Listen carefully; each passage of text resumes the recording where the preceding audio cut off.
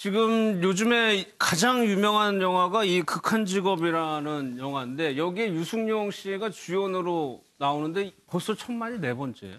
네, 이제 국내 최초의 4천만 배우가 됐고요. 4천만 배우? 지금까지는 이제 그 송강호 씨와 함께 네. 그 천만 영화 3편을 나란히 하고 있다가 이번에 또 한 편을 추가하면서 4천만 배우가 됐고 또 하나 눈길을 끄는 건 이 4편의 영화 중에 명량을 제외하고 광해나 7번 방의 선물 그리고 극한 직업까지는 다 명절에 개봉한 영화거든요. 그러니까 명절에만 3천만 이상 관객을 동원한 명절 또 전용 배우가 됐죠. 과거에는 성룡이 이제 그 명절 전문 배우로 유명했는데 이제는 뭐 유승용 씨가 그 자리를 충분히 깨찬 것 같습니다. 그러니까 4천만을 한 배우가 처음 나왔다는 얘기죠. 지금 송강호 씨도 아니고. 총 합쳐가지고는 4천만 넘는 배우가 있을 수 있는데 천만 영화를 4편째 했다라는 그렇게 보는 게 정확한 표현이겠죠. 예. 근데 유승용 씨가 양진일 변호사님 굉장히 무명 시간이 어느 정도 있었어요. 맞습니다. 저도 몰랐던 사실인데 우리가 이제 지금 굉장히 유명한 그 난타의 일기 출신 배우라고 합니다. 그래서 5년 동안 사실은 무명 생활을 했다라고 봐야 되는 것 같고요.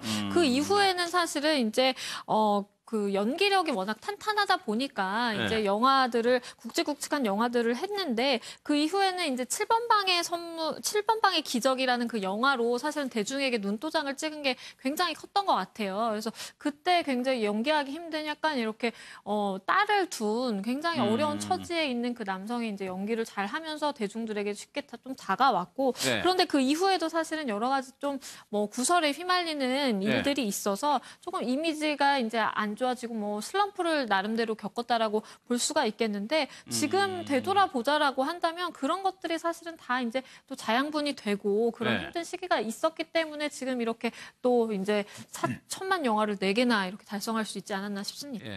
과거에 유승용 씨가 연기를 했던 장면들을 좀 짧게 좀 보도록 하겠습니다.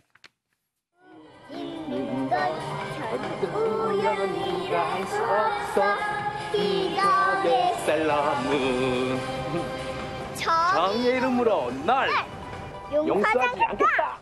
우리가 지금 닭 장사하는 거야? 야, 맨날 닭 튀기고 테이블 닦다 보니까 니들이 뭔지 잊어버렸어? 야, 그럼 아예 이참에 사표 쓰고 본격적으로 닭집을 차리던가 이 새끼들아.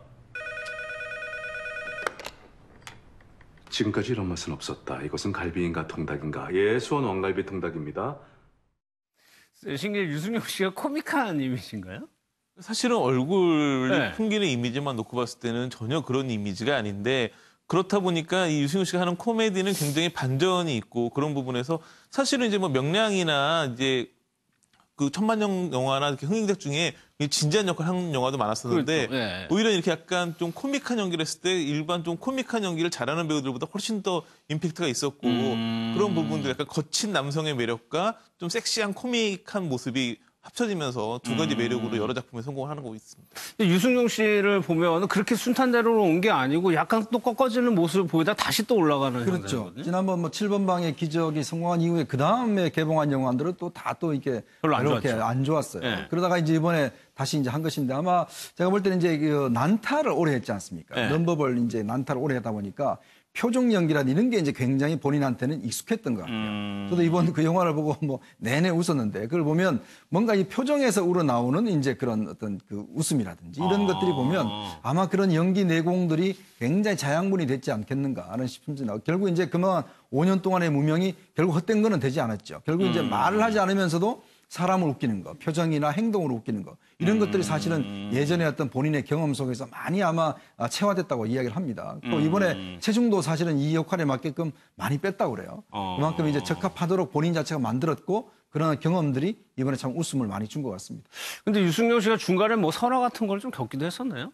근데 크게 화제가 될 만한 그런 부분들은 없었기 때문에 크게 설화나 구설수가 크게 문제되지는 않았던 걸로 보여지는데 이제 같은 3천만 배우였던 송강호 씨 같은 경우에는 어떻게 보면 그걸 혼자서 이끌어가는 어떤 원톱 주연의 좀 이미지가 강했고 그렇기 때문에 굉장히 크게 준비되어 있고 송강호 씨가 맡길 만한 그런 작품들을 위주로 출연했다면 유승용 씨는 혼자 이끌어간다기보다는 함께 호흡을 맞추면서 이끌어가는 그러니까 원톱 주연이라는 영화가 거의 없고 이분 같은 경우에는 천만 관계를 갖지만 대부분 누군가 함께 호흡을 맞춰왔었는데 그러다 보니까 유승용 씨 같은 경우에는 굉장히 다양한 작품에 도전을 했었고 그러다 보니까 그가 여러 가지 도전을 하고 좋은 작품에 많이 출연했지만 흥행이 많이 안 된 작품도 있었거든요. 근데 유승용 씨 같은 경우에는 좀 부침이 있고 좀 그 인기 하락기도 있었지만 그렇다기보다는 본인의 다양한 도전을 통해 가지고 여러 가지 다른 또 성과물 얻어온 것으로 이렇게 볼 수 있습니다.